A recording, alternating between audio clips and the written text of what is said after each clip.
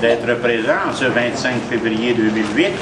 Nous allons continuer notre série de rencontres consacrées aux indépendances de la décolonisation et nous allons encore une fois nous plier aux exigences de l'actualité puisque l'indépendance du Kosovo nous fournit l'occasion de bien saisir concrètement qu'est-ce qu'on entend par les indépendances de la décolonisation et tout ce qui arrive autour du Kosovo actuellement peut être très bénéfique pour les indépendantistes québécois qui peuvent s'appuyer sur un précédent malgré les affirmations de la communauté internationale qui dit qu'il n'y a pas de précédent. Est-ce qu'il n'y a pas 194 précédents?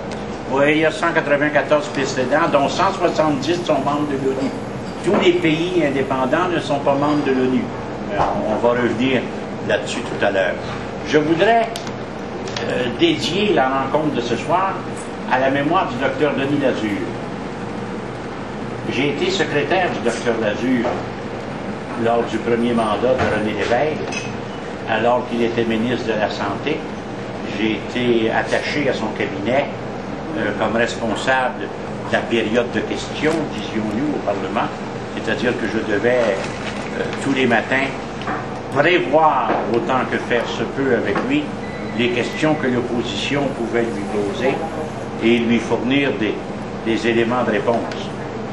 Et par la suite, bien sûr, j'ai quitté son cabinet pour devenir président de la Saint-Jean-Baptiste, c'est en 1981. Mais malgré ce départ du cabinet, j'ai toujours gardé avec le docteur Lazure les liens les plus cordiaux, puisque, comme je l'ai mentionné, et que c'est rapporté dans le Devoir et la presse d'aujourd'hui, c'est un des indépendantistes les plus fervents qu'il m'a été donné de connaître depuis 40 ans. Dr Lazure était un indépendantiste de premier plan, un grand patriote né en 1925 à Napierville, dans une terre patriote. Et le Dr Lazure s'est engagé socialement très jeune. Il a fait ses études en médecine à l'Université de Montréal. Il aurait pu devenir un champion de hockey. Hein. C'était un joueur de hockey tout à fait exceptionnel, comme il y en avait beaucoup à cette époque-là dans nos collèges et les différentes institutions.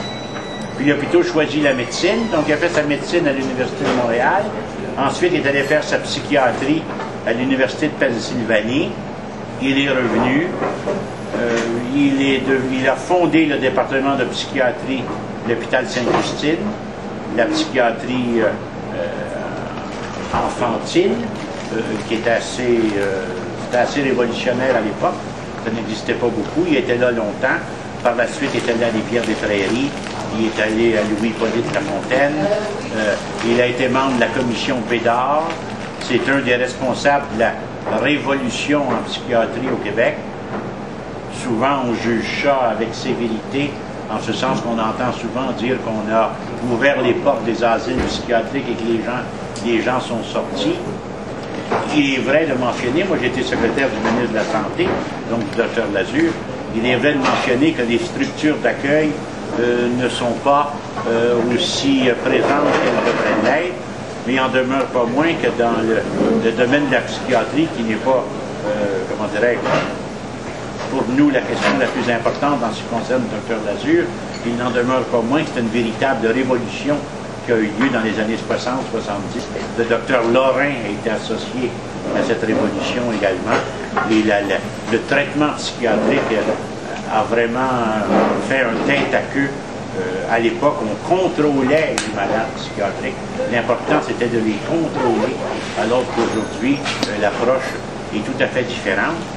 Et le Dr Lazure s'est engagé très jeune en politique. C'était un communiste au début. Vraiment, véritablement, avec le vrai étiquette. Même lorsqu'il a démissionné du cabinet de M. Lévesque, lors du Beau-Risque, il n'a pas démissionné la même journée parce qu'il venait de se faire opérer en Russie communiste. Il allait se faire opérer par des médecins des régimes de l'Est ou de la Chine, ou ainsi de suite. Donc c'était un homme qui était très à gauche, très impliqué. Il a été égal socialement parlant. Il a été candidat du NPD. Et par la suite, il est devenu indépendantiste, il a rejoint les rangs du Parti québécois, puis il s'est présenté en 1976 dans le comté de Chambly, en Montérégie, et il a été là longtemps, jusqu'à ce qu'il démissionne comme les Parizeau, les Lorrain, les Léonard, les Gilbert Paquette, Denise Leblanc-Penté, et vous m'excuserez, je dois sûrement en oublier, et non pas des moindres, qui ont quitté lorsque M. Lévesque a pris le beau risque fédéraliste.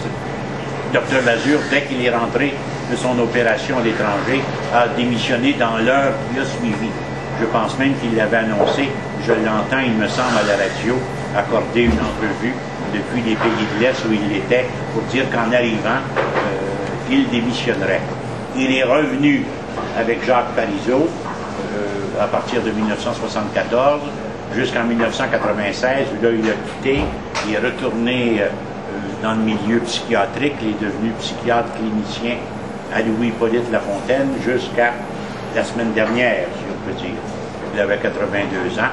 C'est un homme de grand talent, d'une intelligence exceptionnelle, mais c'est surtout, et sa biographie, médecin et citoyen, qu'il a publiée en 2002, vient le démontrer, c'était d'abord et avant tout un ardent patriote. C'est-à-dire quelqu'un pour qui l'indépendance du Québec était une nécessité, était une urgence, et que moi, quand j'étais président de la Saint-Jean-Baptiste, le Dr Lazure m'appelait régulièrement pour m'inciter à prendre des positions plus fermes, pour ne pas dire plus radicales, que celles que défendait le gouvernement, dont il était pourtant un membre éminent. Et je me souviens, entre autres, la petite histoire a encore ses droits, lorsqu'en 1982, Pierre Elliott Trudeau avait proclamé le fameux Canada-Ville, on a appelé à la Saint-Jean-Baptiste l'affaire des traites, M. Lévesque et d'autres groupes avaient organisé une manifestation, ils partaient du parc La Fontaine avec les centrales syndicales et tout, et ça se terminait par un grand discours de M. Lévesque, où M. Lévesque avait vanté les avantages de l'indépendance nationale. Et je me souviens, j'étais à côté du Dr Lazure, et lorsque M. Lévesque a dit « indépendance nationale », Dr Lazure s'est tourné vers moi, puis il m'a dit « je ne savais pas qu'il était capable de prononcer ce mot ». Effectivement, à ma souvenance, c'était la première fois qu'il le mentionnait.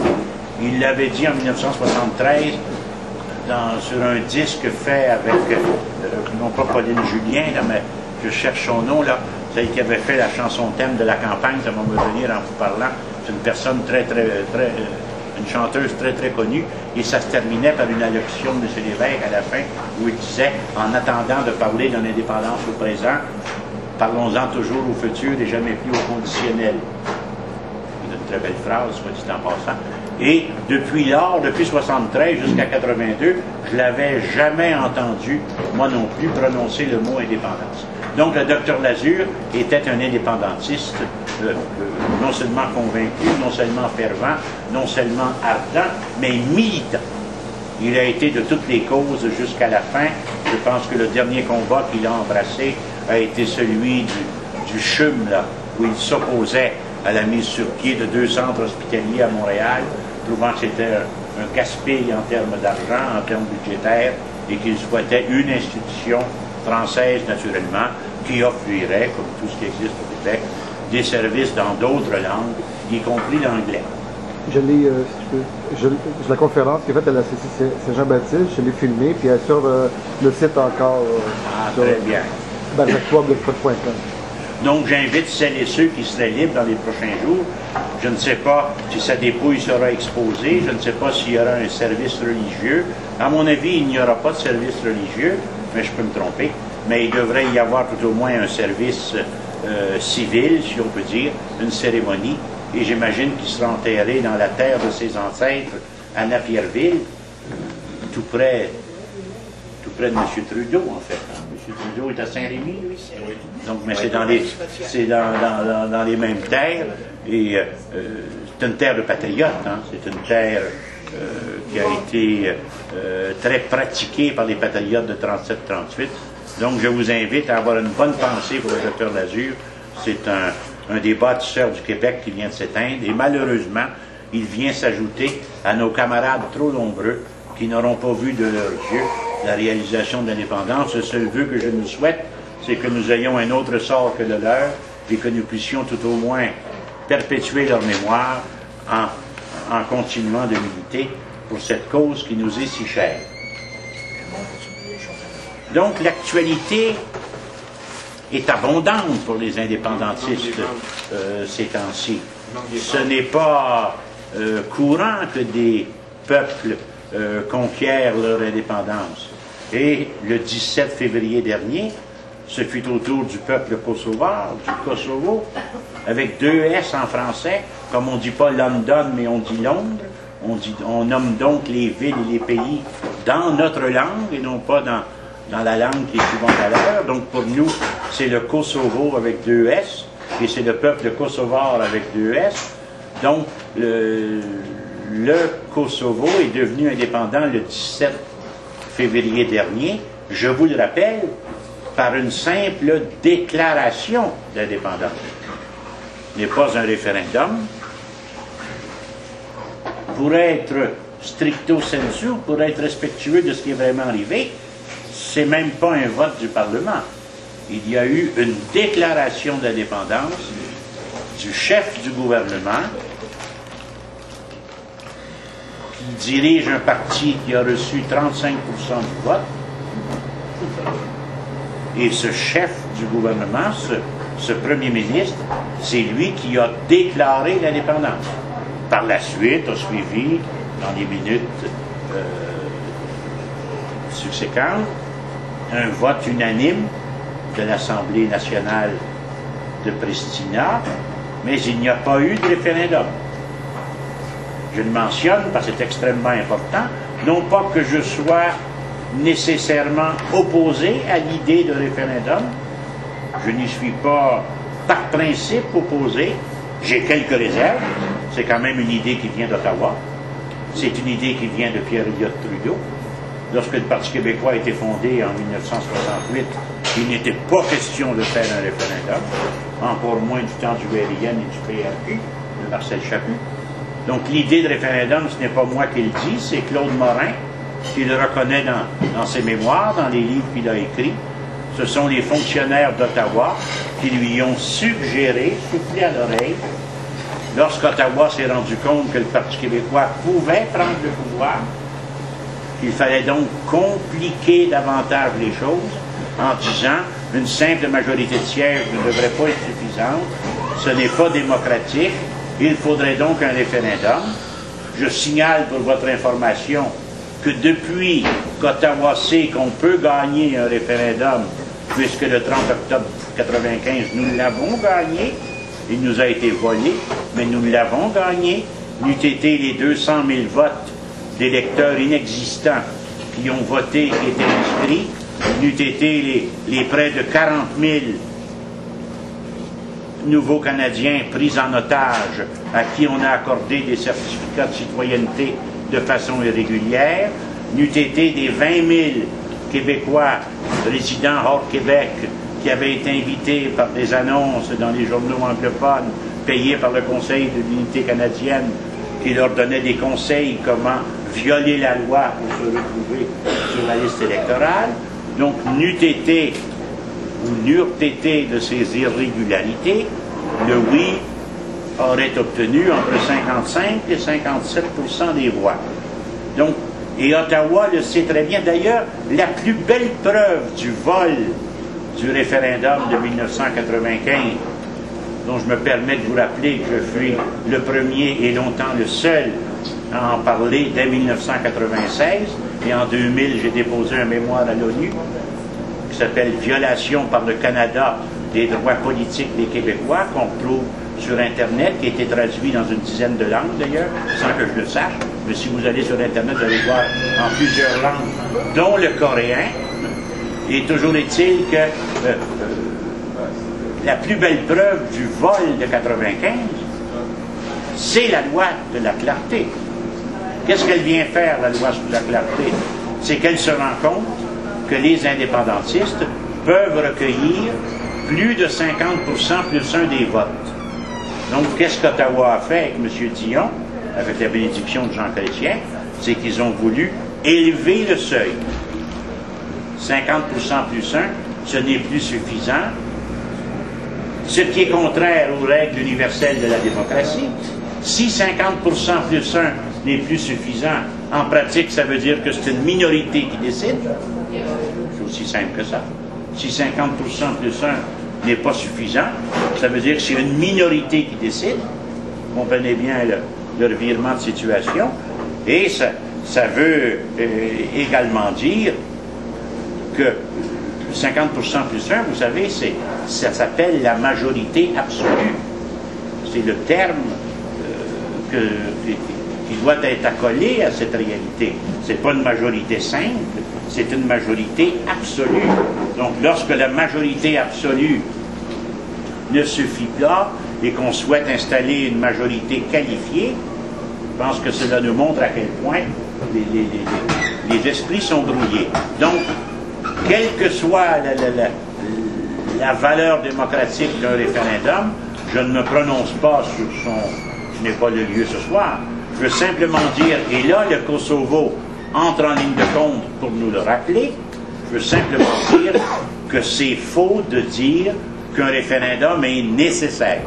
Et on sait tous qu'il n'y avait pas eu de référendum en 1867. Tout à fait. Pour entrer dans cette confédération.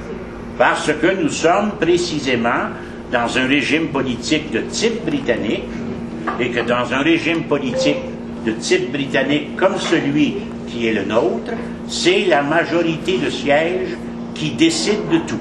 On disait en Angleterre, d'ailleurs, jusqu'aux années 60, qu'un Parlement, avec une majorité de sièges, pouvait tout faire sauf de changer un homme en femme, et maintenant c'est possible.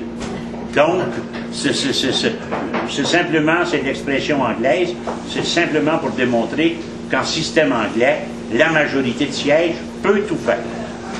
C'est fait comme ça, c'est voulu ainsi, c'est la démocratie britannique que l'on dit la plus aiguisée du monde.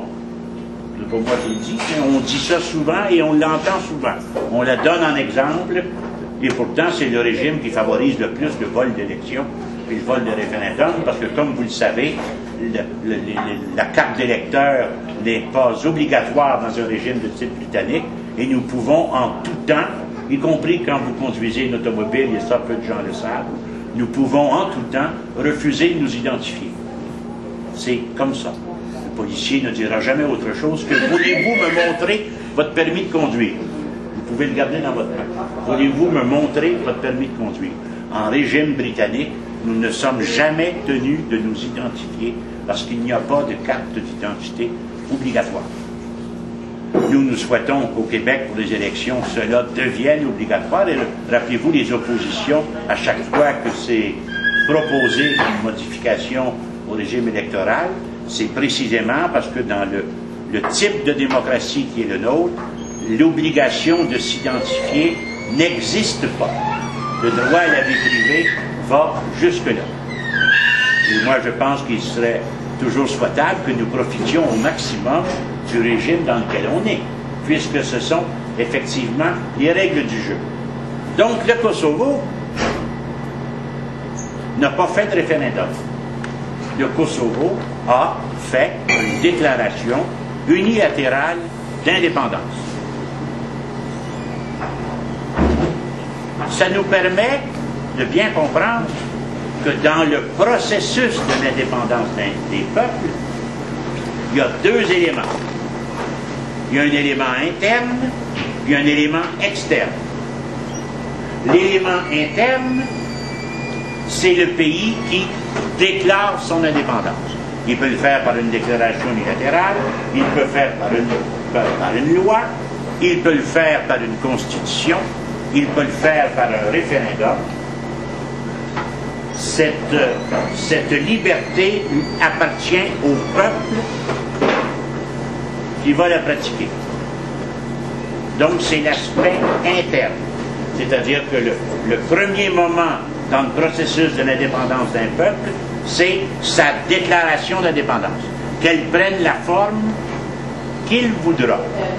Le droit à l'autodétermination des peuples ne prescrit pas les détails de son exercice. C'est laissé à chaque peuple. C'est le premier moment, il est interne, le peuple dit, nous déclarons notre indépendance. Si les Américains avaient fait un référendum pour l'indépendance des États-Unis, les spécialistes disent qu'ils n'auraient pas reçu plus de 23 ou 24% de oui en 1775-1776. Si la France avait fait un référendum pour passer de la monarchie à la République en 1789, ça n'aurait pas passé. Si le droit de vote des femmes au Québec en 1940 avait été prêté, avait été soumis à un référendum chez les femmes seulement, il n'aurait pas passé. Pour moi qui le dis, les sondages, les études, tout ça le démontre. Donc, le référendum, c'est quelque chose de légitime, c'est un acte hautement démocratique, mais d'une part, il est étranger à nos pratiques politiques, et deuxièmement, il n'est pas absolument nécessaire. Je ne veux pas dire qu'il n'est pas utile, je ne veux pas dire qu'il ne serait pas bon de le faire, je veux simplement que l'on sache bien que ce n'est pas une obligation. C'est même un geste de... Je préfère ne pas le qualifier, mais c'est un geste de notre part, disons, si jamais on tenait à le faire comme tel. Donc, il y a deux moments dans la réalisation de l'indépendance d'un peuple.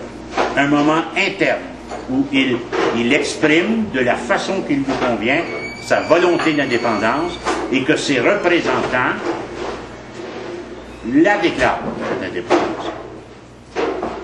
Suite à un référendum, suite à une élection, suite à l'approbation d'une constitution, suite à l'adoption d'une loi, suite à l'adoption d'un décret de son gouvernement provisoire ou de son gouvernement démocratiquement élu. Donc on voit que les possibilités sont fort nombreuses. Deuxième moment, la reconnaissance internationale. Le deuxième moment est presque plus important que le premier. Presque plus important que le premier. La reconnaissance internationale, c'est ce qui donne, et c'est dans le mot reconnaissance, la naissance internationale de l'État. Il y a des pays qui existent, qui sont indépendants, et qui ne sont reconnus que par un seul autre pays. Il en faut un seul. Dès l'instant que la communauté internationale, par un de ses membres, reconnaît l'indépendance d'un nouveau peuple, un seul, le nouveau peuple existe au plan international, puisqu'un pays, un membre de la communauté internationale, a décidé d'entretenir des liens diplomatiques avec lui. Ceci est très important, parce que ce sont les deux moments de la réalisation de l'indépendance d'un peuple. Surtout dans une perspective de décolonisation. À compter de la semaine prochaine, on va se pencher sur les indépendances de l'Amérique latine, qui était également de la décolonisation, mais dans une perspective très particulière, avec l'Espagne, avec le Brésil.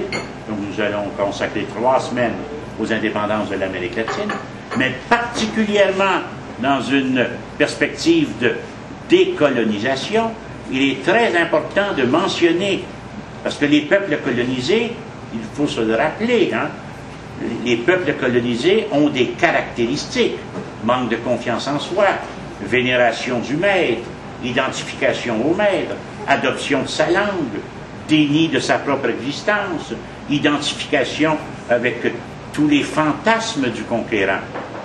Le conquérant est meilleur que nous. Nous sommes moins bons, moins intelligents, moins capables, moins riches, moins aptes. Notre langue est inférieure. Il faut lire Albert Memmi, le portrait du colonisé, qui connaissait très bien la situation québécoise, pour voir à quel point le fait d'être colonisé correspond à des caractéristiques très particulières. Et parmi celles-ci, et le Québec est une belle illustration de ce colonialisme caractérisé, nous nous imaginons qu'Ottawa, comme Belgrade au Kosovo actuellement, a un mot à dire dans l'indépendance du Québec. Non, non. Le pays colonial, la métropole, n'a rien à dire. Lorsqu'un peuple déclare son indépendance, lorsque l'Assemblée nationale du Québec, par une des façons que je vous ai mentionnées, vous avez vu que l'éventail est assez large, lorsque l'Assemblée nationale du Québec ou une Assemblée constituante, c'est aussi possible. Il arrive des fois que les députés sont tellement corrompus qu'il est impossible qu'ils représentent la volonté d'indépendance des peuples et que se constituent, à travers les associations, les corporations, les groupes communautaires et tout ce que vous voulez, une assemblée constituante qui déclare l'indépendance. Ça s'est passé comme ça en Norvège, qui déclare l'indépendance. L'important, c'est que dès qu'elle est reconnue, cette indépendance, si elle est reconnue, eh bien là, tout de suite, les relations internationales naissent. Donc, Ottawa, en ce qui concerne le Québec, comme Belgrade, en ce qui concerne le Kosovo, n'a rien à dire. Vous savez, ils ont beau faire, je l'ai oublié ce soir, mais j'avais mis de côté la première page d'un journal du métro là, qu'on nous donne gratuitement, Belgrade s'enflamme. J'avais envie de montrer ça à la caméra et dire, puis après, vous savez, c'est Ottawa s'enflamme. Le lendemain de l'indépendance, Ottawa s'enflamme. On s'en sac-tu. Ça n'a aucune importance.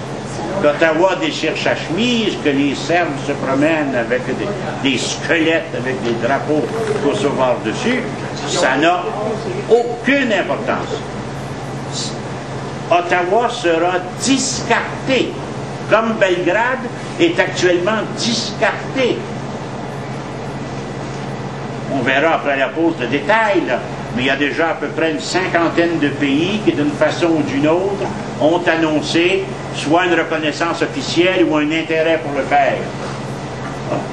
La Serbie n'a rien à dire.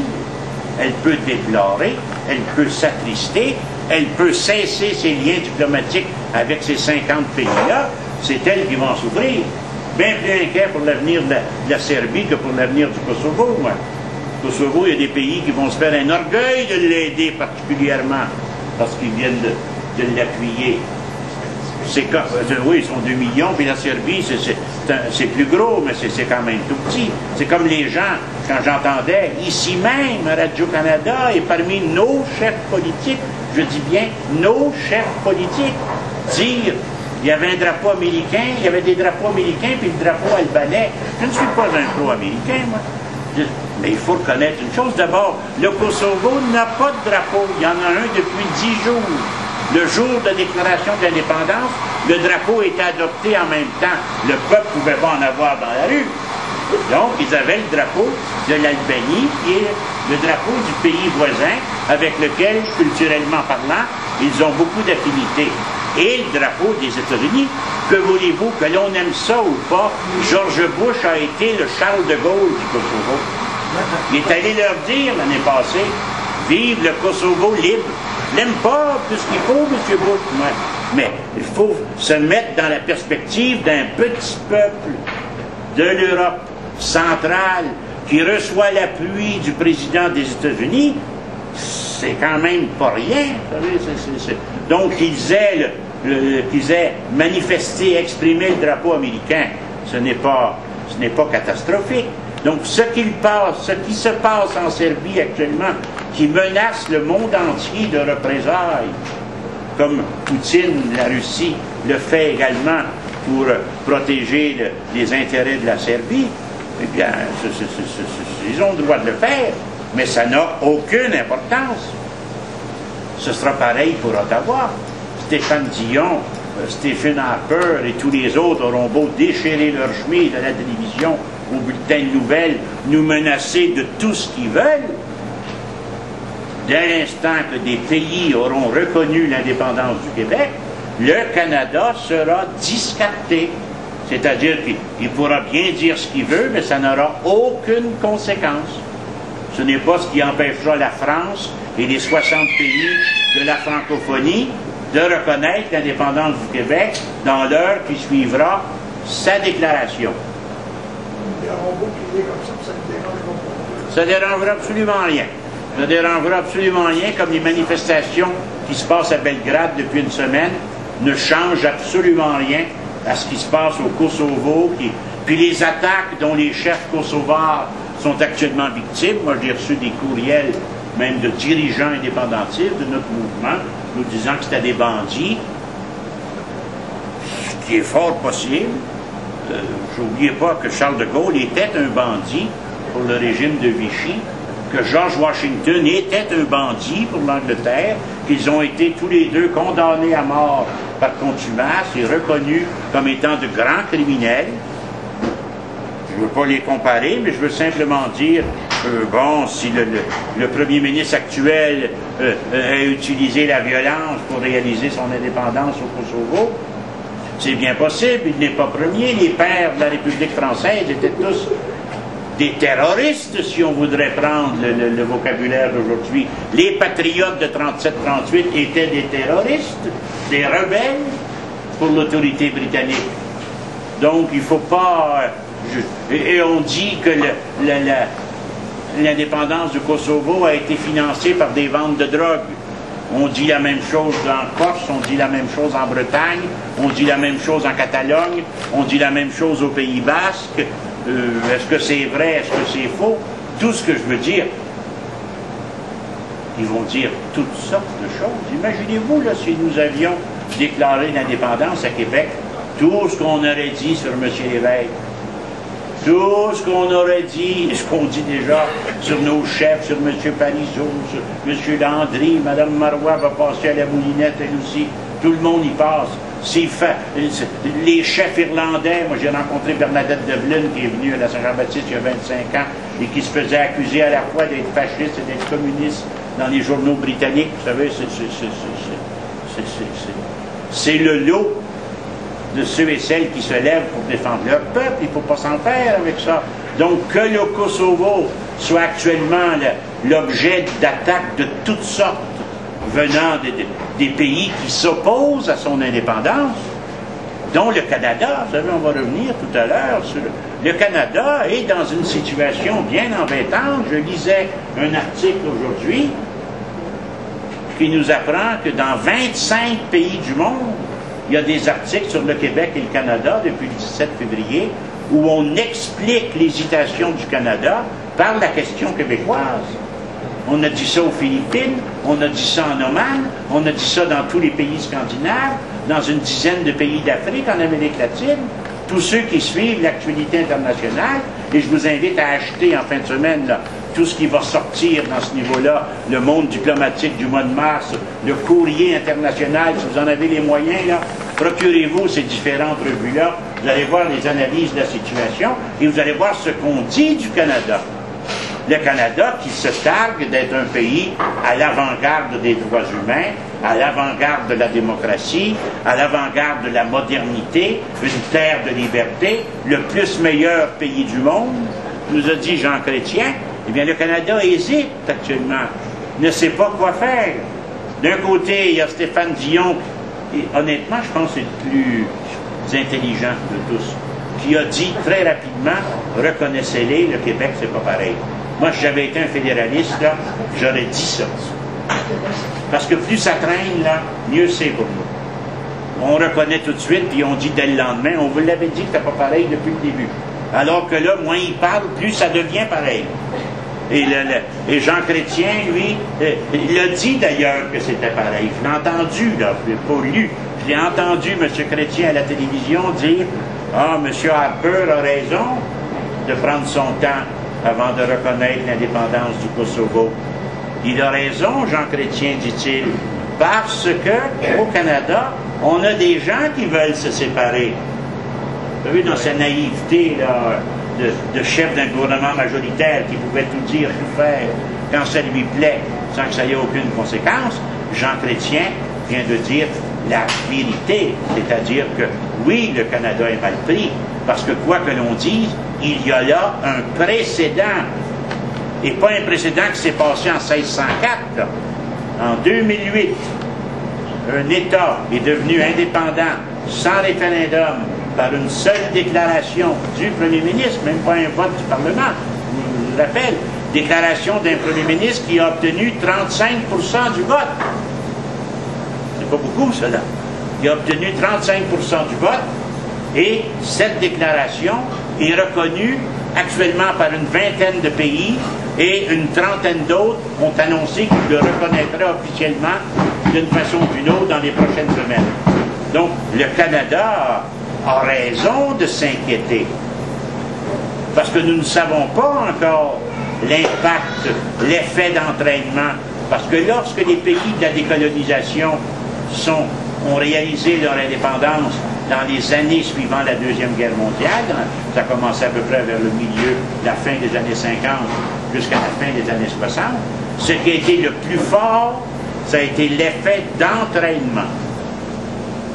Vous savez, si on se souvient des années qui ont précédé 1995, c'était les années où pas le mur de Berlin, mais où les pays du RSS ont retrouvé leur indépendance, un après l'autre, et il y avait comme une espèce d'esprit international où les Québécois voyaient à la télévision chaque jour qu'il y avait d'autres peuples qu'eux qui aspiraient et qui réalisaient l'indépendance. Ça fait 40 ans qu'on nous dit que c'est impossible. Ça fait 40 ans qu'on nous dit que la communauté internationale ne vous reconnaîtra jamais. On a entendu ça de la voix de tous les chefs fédéralistes.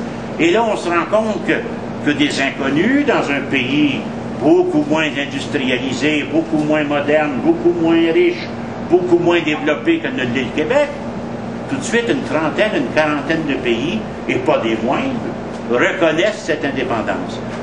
Et pourquoi? Bien sûr que le fait que les États-Unis, la France par la suite, et la Grande-Bretagne n'a pas les mêmes scrupules que le Canada. Pourtant, la Grande-Bretagne est confrontée à des problèmes internes d'indépendance possible. Rappelez-vous l'Écosse, l'Irlande, le pays de Galles, qu'il ne faut pas oublier, où il y a partout des mouvements autonomistes, sécessionnistes même en ce qui concerne l'Écosse, c'est-à-dire et l'Irlande. Pourtant, la Grande-Bretagne, plus expérimentée, je dirais, dans toutes ces histoires d'indépendance, à la tête d'un empire qui a vu une quarantaine de ses possessions devenir indépendantes les unes après les autres, bien la Grande-Bretagne n'a pas hésité, elle s'est immédiatement prononcée en faveur de la reconnaissance, la France aussi. Donc, on se rend compte qu'un élément important, c'est une grande puissance. Nous, le Québec, on a l'assurance, et les gens disent toujours, puis je voyais ça, même je participe à divers forums sur Internet, jamais la France ne reconnaîtra l'indépendance du Québec. Les gens n'ont pas de mémoire. M. Chirac l'a dit en présence de Jacques Parizeau, quelques mois avant le référendum. Généralement, il répète toujours la même phrase, pas d'indifférence, pas d'ingérence. Je ne réponds jamais à des questions hypothétiques, disent-ils depuis 40 ans. Et là, un an avant le référendum de 95, M. Chirac est allé un peu plus loin. Il a dit, bien entendu, si le Québec dit oui à l'indépendance, la France reconnaîtra cette indépendance. Donc, quand nous avons une grande puissance qui reconnaît l'indépendance d'un peuple, ça a un effet d'entraînement important. Je vous rappelle que la France, quand la France met son oui, ça veut dire une soixantaine de pays. Il y a 57 pays, États et gouvernements membres de l'Agence de la francophonie qui vivent tous plus ou moins dans le giron de la France. Donc, quand la France reconnaîtra le Québec indépendant, on peut être assuré que l'Afrique noire francophone va reconnaître spontanément cette indépendance. Les pays scandinaves reconnaissent tous les indépendances, puis les nouveaux pays comme la Lettonie, l'Estonie, la Lituanie, qui viennent de le faire d'ailleurs, la Slovénie, qui viennent de le faire pour le Kosovo, iraient dans le même sens. Donc, ce qui vient de se passer et ce qui se passe présentement à Pristina, c'est un cours 101 de comment faire l'indépendance d'un peuple. C'est pourquoi ça doit intéresser au premier chef les Québécois. Il y a des arguments historiques sur lesquels on pourrait revenir. Moi, j'ai des amis français qui m'écrivent que la Serbie a raison, que les Serbes occupent ce territoire depuis toujours et que c'est seulement depuis 1389 que les Albanais sont là. Alors qu'en réalité, je suis allé voir beaucoup, seulement sur l'histoire, les Albanais sont les descendants des Dardaniens, qui eux sont les descendants des Illyriens. On monte à 20 siècles avant Jésus-Christ. On n'a pas, nous, d'histoire de ce genre-là ici. Donc les Albanais les albanophones. Ce ne sont pas des Albanais, ce sont des Kosovars. Ce sont des albanophones, leur langue est l'albanais. Mais plusieurs d'entre eux ont déjà été serbes, si on peut dire. Ça, ce n'est pas faux. Comme il y a en Belgique beaucoup de Flamands francisés, assimilés. Beaucoup de Serbes se sont convertis à l'islam, qui habitaient le Kosovo, le territoire du Kosovo, et qui sont devenus des Kosovars au fil du temps. Mais que la Serbie réclame le Kosovo comme étant son territoire, c'est comme si nous demandions la possession de Détroit, de Winnipeg, de Fredericton. Si nous le demandions, puisque nous avons été là à un moment ou à un autre avant que les Anglais soient là, ce qui ne serait pas faux nécessairement, mais pour obtenir l'indépendance, il faut non seulement le dire, il faut être en état de le faire. C'est pour ça quand les gens disent toujours les Autochtones, moi j'ai beaucoup de respect pour les Autochtones, je reconnais le droit à l'autodétermination, puis dans un Québec indépendant, nous devrons leur accorder le plus de droits possible, mais n'oublions jamais que pour faire l'indépendance, il faut être en mesure de la faire. On appelle ça l'effectivité. Il ne faut pas juste vouloir, il faut être capable d'être indépendant. Il faut en avoir les moyens, la capacité, non seulement la volonté, mais la capacité. On va prendre une petite pause, puis on reprend après. Pays qui avait reconnu l'indépendance, Kosovo, il y en a 24, ça s'en vient. Il y en a 3, c'est en rupture, donc la 14. Et il y en a 19, eux autres, qui sont dissociés de ça. Au regard de ça, il n'y a rien qui passe. C'est parti, c'est fait de toute façon. Fait qu'en date du 22, c'était ça. Probablement qu'il y en a tombé d'autres aujourd'hui. Ils ont moins parlé, mais c'est tombé. Oui, en date de ce matin, moi, il y a un site qui s'appelle, c'est en anglais, mais c'est un site international, qui s'appelle thanksyokosovo.com. Et là, tous les pays qui reconnaissent l'indépendance du Kosovo se voient inscrits. Également, tous ceux dont on a l'adresse Internet, j'ai commencé un petit bulletin qui s'appelle le Bulletin des Amis québécois du Kosovo. Sans doute l'avez-vous reçu. Si vous ne l'avez pas reçu, laissez-moi votre adresse Internet à moi. Vous mettrez sur ma liste d'envoi le Bulletin des Amis québécois du Kosovo. C'est un bulletin électronique sur Internet. Il y a déjà 2 numéros qui ont paru. Et dans le dernier numéro, j'ai mis la liste des pays en date de dimanche. Mais j'ai regardé ce matin, il y en a encore de nouveaux qui se sont inscrits. Les pays qui ont des réserves sérieuses pour reconnaître le Kosovo actuellement, en plus de ceux qui sont opposés, la Serbie, la Russie, il y a des pays qui ont d'énormes réserves et qui refusent de reconnaître, mais qui refusent, les autres, ce n'est pas un refus. Il y a l'Espagne. Vous savez, l'Espagne, il y a le Pays Basque, il y a la Catalogne, on en parle beaucoup moins, il y a la Galicie, où il y a un mouvement autonomiste très fort. Il y a naturellement la Chine, avec le Tibet. C'est pour ça que le Canada est en drôle de compagnie. Vous savez, ce sont des États qui sont des États coloniaux, c'est-à-dire des États qui ont des peuples sur leur territoire qui, à un moment ou à un autre, pourraient bien aspirer à la liberté, ce qui est le cas en Russie d'ailleurs. La Russie, vous savez, il y a plusieurs peuples là-bas encore, et certains veulent leur indépendance. Je pense à l'Ossétie, par exemple. On en reparlera. Je n'ai pas la liste des pays avec moi, là, mais d'à peu près dans un mois, on va voir les indépendances des pays de l'ex-URSS. On va voir qu'il en reste de ces pays-là des peuples fort importants, très souvent. Ce qui est essentiel de retenir pour nous du Québec, avec ce qui arrive au Kosovo, bien sûr, il y a le processus d'indépendance lui-même. Vous savez, ce qui vient de se passer à Pristina, c'est une gifle en plein visage de la loi C-20 de Stéphane Dion. Ça, c'est la première chose que l'on doit considérer et dont on doit prendre acte. La loi C-20 n'a aucune valeur lorsque la volonté d'indépendance du peuple québécois va s'exprimer. Pristina vient de le rappeler, même si Jean Chrétien a dit cette semaine qu'il y avait cette loi-là, et lorsque si un jour la question se posait, cette loi-là devrait entrer en ligne de compte. Ce qui vient de se passer à Pristina, nous le savions déjà, mais nous en avons maintenant une illustration très récente. Ce qui compte, c'est la reconnaissance internationale. Chaque pays décide de reconnaître ou pas. Puis quand un pays décide, à moins que le Canada veuille entrer en guerre avec chacun d'entre eux, ce qui n'est pas son intérêt, veuille couper les liens diplomatiques avec chacun d'entre eux, ce qui n'est pas son intérêt, on voit que la Serbie s'isole. On a vu ici même à Montréal hier une manifestation des Serbes montréalais. Je ne sais pas si vous avez vu la pancarte qu'ils tenaient. J'ai voulu, je la mettrai dans le prochain numéro du bulletin des Amis québécois du Kosovo. C'est-à-dire qu'ici à Montréal, les Serbes portaient une pancarte où c'était inscrit Kosovo égale Québec. Je dis Québec parce qu'il n'y avait pas d'accent. Ça, je ne l'écris pas, je le mentionne. Ça résume tout.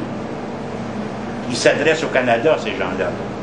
Les Serbes s'adressent au gouvernement canadien, puis ils disent au gouvernement canadien, le Kosovo, c'est le Québec. Donc, c'est le fondement de l'argumentaire. Et les Serbes, c'est triste parce que c'est pas un mauvais peuple, le peuple serbe. Hein? Moi, j'aime tous les peuples. Je suis ouvert à tous les peuples. Mais c'est un peuple qui, avec le Kosovo, a été un peuple colonial. L'albanais a été interdit durant toutes les années de Milosevic. Et ça a été la même chose. Si on regarde l'histoire très rapidement du Kosovo, mais très rapidement, c'est une terre qui est habitée, bon, depuis toujours.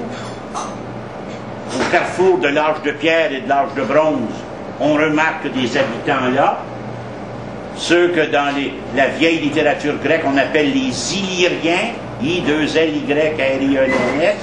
Vous allez sur Internet, vous allez voir des détails sur ce peuple-là. Et à un moment donné, avec les Illyriens vont apparaître les Dardaniens. Ça, les Dardaniens, c'est les ancêtres des Kosovars. Et des Serbes qui vont arriver du Caucase. Les Serbes, c'est un peuple qui vient du Caucase. Puis vers le 5e siècle, ils vont s'en venir dans ce qu'on appelle aujourd'hui les pays balkaniques. Donc l'ancienne Yougoslavie, si vous voulez. La Serbie, le Kosovo, la Macédoine, la Croatie, tout à fait. Et d'autres, là, le Monténégro, il nous manque quelques-uns. Il y a aussi un site, le Courrier des Balkans, un site en français.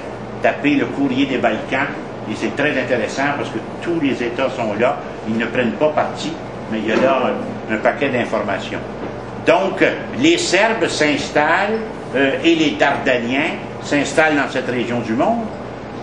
Les Serbes, et c'est vrai, au XIe siècle, vont s'installer dans le Kosovo actuel. Il y aura même un évêché orthodoxe. C'est pour ça qu'au Kosovo, il y a des monastères serbes, des monastères orthodoxes. Et c'est pour ça qu'on considère le Kosovo comme le berceau de la nation serbe. Comme nous aurions pu, et comme nous devrions, nous, Canadiens français, puisque c'est notre nom historique, comme nous devrions, les francophones d'Amérique, reconnaître l'Acadie comme le berceau de notre civilisation, si on peut employer le terme. Non pas le foyer, parce que rapidement, ça s'est évaporé, là, pour les raisons que l'on sait. Cependant, pour la Serbie, soyons honnêtes, ça a été plus développé que l'Acadie a pu l'être, avec des monastères, des cathédrales. Ça, c'est tout à fait juste. Ils ont raison de mentionner ça. Mais déjà, il y avait des ancêtres des Kosovars qui étaient là. Mais en 1389, va se passer la bataille des Champs, C-H-A-M-P-S, la bataille de Polje, P-O-L-J-E, où l'Empire ottoman va écraser les Serbes. Et là, de 1389 jusqu'à 1912, ce qui fait pas mal d'années, pas mal de siècles, c'est un territoire musulman. qui va se peupler de musulmans de plus en plus, et beaucoup de Serbes qui habitent là vont se convertir à l'islam. C'est une terre musulmane, le Kosovo, il ne faut pas l'oublier. En 1912, grâce aux pressions de la Russie et de la France, on sera créé le royaume de Serbie. On va appeler la Grande Serbie. Et là, le Kosovo en fait partie.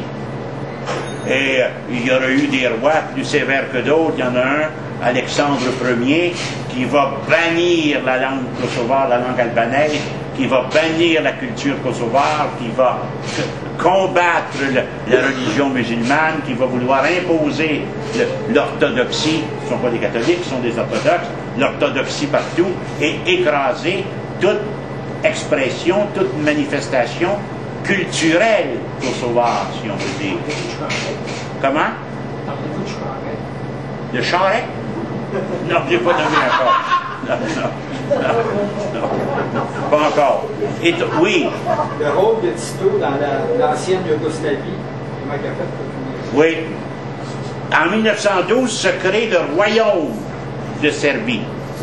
Vous savez, c'est là que, c'est à partir de là, Sarajevo, l'assassinat d'un archiduc va être à la source de la Première Guerre mondiale. Il y a un des rois de Yougoslavie qui va se faire assassiner à Marseille en 1934. Lors de la Deuxième Guerre mondiale, les Serbes vont combattre les Allemands. C'est important de savoir. C'est pour ça qu'en France, il y a un certain soutien populaire à la Serbie. Chez nos amis, entre autres, l'ambassadeur Stallone, notre ami Denis Grimard, bon, eux, ils ont une sympathie pour les Serbes. Puis ils s'opposent. Il y a un courant en France. Il y a une tradition de fidélité à la Serbie en France, parce que sans la France, la Serbie n'aurait pas obtenu son royaume en 1912. Donc il y a une certaine fidélité française face à la Serbie. On ne peut pas le taire. Alors que pendant que les Serbes vont combattre les Allemands, les Croates, là c'est tout ensemble, là, les Croates vont aller avec Hitler. Je cherche le nom de leur chef, je pense que c'est Mustafi, mais, parce qu'on est sur Internet, il ne faut pas se tromper. En tout cas, il y a un chef là, dont je cherche le nom, et également un cardinal catholique, qui vont quasiment se promener avec des croix gammées. Il va apparaître une certaine république croate de type nazi pendant un certain nombre d'années. Et là va se lever un autre croate, qui lui va organiser la résistance au nazisme. Il s'appelle Tito. C'est un croate, Tito. Yougoslavie, ça veut dire pas sable, salve du Sud. Yougos, ça veut dire Sud. Donc les Slaves du Sud, il va mettre sur pied une fédération, mais une véritable fédération. Le Kosovo sera un État autonome sous Tito, avec une liberté sur la langue, sur la culture, sur la religion. Vous savez, Tito n'était pas dans le rayon de Moscou. Tito était un communiste, mais qui résistait, qui critiquait Staline, alors que le voisin du Kosovo, l'Albanie, avec Enver Hoxha, qu'ici on voyait promener dans tous les défilés du 1er mai par nos amis des partis communistes québécois et canadiens là, qui arboraient les grands tableaux d'Enver Hoxha. Je pense même qu'il y a des grands chefs indépendantistes qui, dans le temps, le vénéraient énormément, ce monsieur Enver Hoxha, comme étant le grand maître du monde. Donc Tito résistait au petit père des peuples, qui était le nom de Staline, ce qui fait que dans certains pays, il y a une certaine sympathie pour les Serbes. Mais curieusement, pas en Allemagne. L'Allemagne a reconnu rapidement l'indépendance du Kosovo, ce qui est assez curieux. C'est sans doute parce que la Russie va dans l'autre sens. Vous savez, nous, on n'a pas d'histoire diplomatique. On n'a pas d'histoire de relations internationales. Jusqu'à la Deuxième Guerre mondiale, c'est lorsque l'Angleterre déclarait la guerre que nous embarquions dans la guerre. Nous n'avons développé que très tardivement, et encore le Québec en a très peu. C'est depuis le général de Gaulle, Jean Lesage, qui ont ouvert là, au tout début des années 60 une délégation à Paris, ensuite à Londres, et ainsi de suite. Mais on a très peu de pratique dans l'histoire de la diplomatie mondiale. Cependant, heureusement qu'on a des gens qui ont étudié là-dedans, puis qui ont été ambassadeurs, puis ainsi de suite. Quand on deviendra indépendant, il ne faudra pas se surprendre que 15-20 ambassadeurs du Canada actuel s'en viennent ambassadeurs pour le Québec. Il ne faudra pas se surprendre de ça, comme des milliers de soldats de l'armée canadienne vont s'en venir dans l'armée du Québec dans les jours suivants. Parce qu'on... C'est triste, notre mouvement indépendantiste existe depuis 51 ans cette année, si on compte la fondation comme étant le lancement de l'Alliance laurentienne de M. Raymond Barbeau. Jamais je n'ai entendu, ou je n'ai eu l'occasion de vérifier qu'on avait des cours de formation, alors que tout mouvement politique sérieux dans le monde forme ses cadres. Dans tous les pays du monde, les Irlandais, là, les militants du Sinn Féin, puis les militants de l'IRA, puis les militants de l'État aux Pays-Basques, puis les militants du Jura, j'ai vécu 1 an au Jura, m'envoyé par la Saint-Jean-Baptiste, j'avais 24-25 ans, ils ont des cours comme l'école, en plus d'aller à l'école le jour, les jeunes et les moins jeunes, les membres des partis vont à l'école le soir se former. Nous n'avons pas ça ici. Si nous étions mieux formés, il y a des bêtises que nous ne commettrions pas. Là, on ne le sait pas.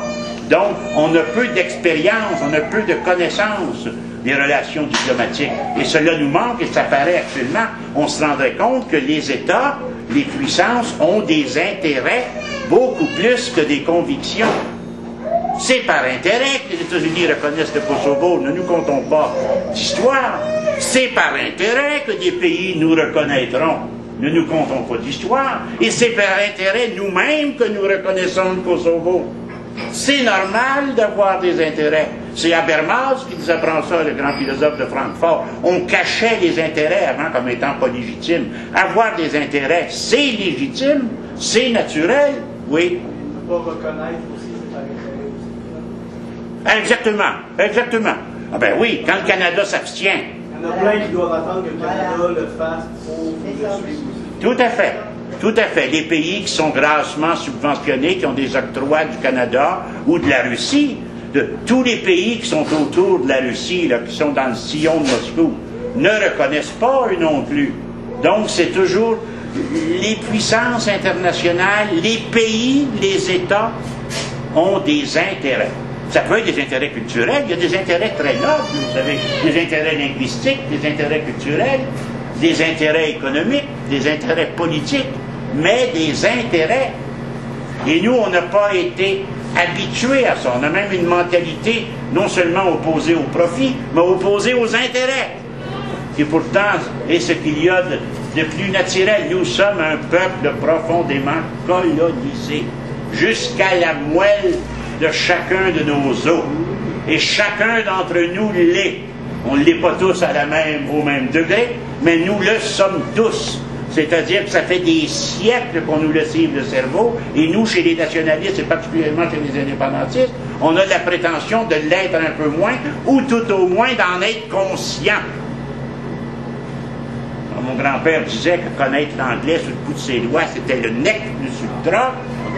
Ben, on entend encore ça. Et pas seulement chez les vidangeurs.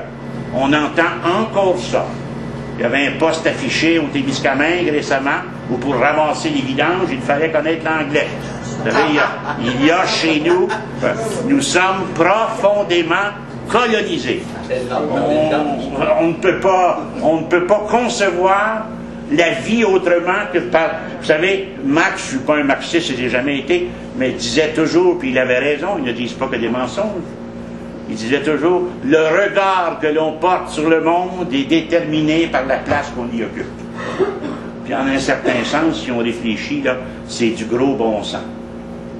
Et nous, notre situation, c'est celle d'un peuple colonisé, d'un peuple soumis, d'un peuple qui vit dans une servitude. Ce n'est pas le goulag, nous ne sommes pas le Kosovo, nous n'avons pas eu les mêmes souffrances.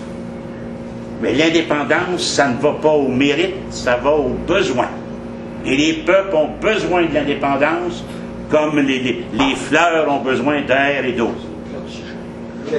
Oui. La diplomatie, dans le fond, c'est pour des échanges commerciaux, au niveau commercial international. Et la diplomatie, c'est pour des échanges économiques, dans le fond, au début de tout. Sauf qu'ici, c'est Ottawa qui s'occupe de ce volet-là, en nous excluant, nous, le Québec.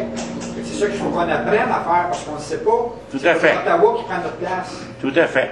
Nous n'avons aucune pratique de la vie internationale, puisque nous n'avons jamais été sur le plan international. Nous commençons à nous intéresser à cela, et très souvent on nous disait, c'est pas important de s'intéresser à cela, il vaut mieux rester soi-même, puis plus on en sait, plus on a de troubles, puis ce qu'on ne sait pas nous fait pas mal. Et on entendait ça comme une vérité. Ce qu'on ne sait pas nous fait pas mal. C'était cru, là. Alors que c'est le savoir qui est la source de tout changement. C'est le savoir qui est la source du progrès. C'est le savoir qui est même la source de la volonté. Donc, et de la liberté, oui. Il n'y a pas de liberté sans connaissance. Donc, ce qui se passe au Kosovo, on va continuer à l'observer. Dès la semaine prochaine, on va tomber dans des indépendances de l'Amérique latine. Mais nous allons toujours garder un œil sur le Kosovo parce que jamais, si nous étions à l'université, je dirais la même chose, jamais nous pourrions avoir une situation meilleure que celle-là, c'est-à-dire au moment où on se rend compte, nous, indépendantistes, qui nous intéressons à l'indépendance des peuples, il y a une indépendance qui se fait. Oui, M. François. Qu'auriez-vous à répondre à ceux qui affirment que l'indépendance du Kosovo aurait plus de similitudes avec certaines partitions du Québec qu'avec l'indépendance du Québec? Il y a un certain débat qui a cours à ce niveau-là. Oui, j'ai vu ça sur certains forums et même certains de nos amis français qui nous ont écrit ça. Je ne suis pas d'accord avec ça parce que les Kosovars constituent un peuple alors que les habitants de Westmont ne sont pas un peuple, que les habitants de l'Outaouais ne sont pas un peuple. Quand un peuple fait son indépendance, les objections qui sont présentées sont innombrables et nous, quand ça va être notre tour, ça va être pareil. Donc, de dire que le Kosovo, c'est le Québec, je réponds, si cela est vrai, revendiquons l'Acadie, revendiquons la moitié des États-Unis, et disons que Winnipeg est aussi, en quelque sorte, le berceau d'une civilisation francophone en Amérique, et l'Ontario. Vous savez, il n'y aurait plus de fin à ça. Là. Le Kosovo avait un parlement et... Oui, il a un parlement depuis Tito. Il y en a eu aussi avant, mais Tito a vraiment installé des mesures démocratiques, je mets des guillemets, c'est à l'intérieur d'un régime communiste, il va avoir un parti, plusieurs candidats, mais avec un parti. Non, ça n'a vraiment aucun rapport avec quelconque partition. Ah non, pas du tout, c'est un peuple. Oh, oui. C'est un peuple qui s'est autodéterminé, c'est un peuple installé là au minimum depuis 7 siècles, qui a sa langue, sa culture, qui est distinct des Serbes auxquels il appartient, politiquement dans une certaine mesure. Donc non, c'est un peuple. Quand on nous dit ça, il y a des gens qui ont des préjugés parce que c'est un peuple musulman. Pourtant, les États-Unis devraient en avoir des préjugés à cet effet-là. Puis Bush ne semblait pas en avoir. Il y a des intérêts, il y a un pétrole là, il y a un oléoduc qui va passer. Il y a une super base militaire américaine. Oui, oui. Nous en avons ici aussi à Macasa. Ça fait 40 ans qu'on a des bombes à Macasa. Américaines. Ouais. Diriez-vous que c'est un peuple distinct du peuple albanais? Il est distinct du peuple albanais en ce sens que il est distinct du peuple albanais en la même chose que les Acadiens sont distincts de nous. Il y a une distinction. Il y a une distinction. L'histoire n'est pas tout à fait la même. La culture n'est pas la même. La langue, ça doit être une variété, mais je n'ai pas étudié ça d'assez près. Mais ils se considèrent comme Kosovars et non pas comme Albanais. Comme les Acadiens ne se disent pas Québécois, les Québécois ne disent pas Acadiens. C'est qu'on est habitué à des superstructures, alors que ce qui vient de se passer au Kosovo est peut-être l'amorce d'un mouvement du 3e millénaire non prévu par tous les penseurs de ce monde, à l'effet que les peuples et les cultures, semble-t-il, tiennent à une certaine affirmation et à de plus en plus d'autonomie. Pour le mieux, pour le mal, on s'ajustera, mais les peuples tiennent, semble-t-il, à être considérés comme tels. À la semaine prochaine.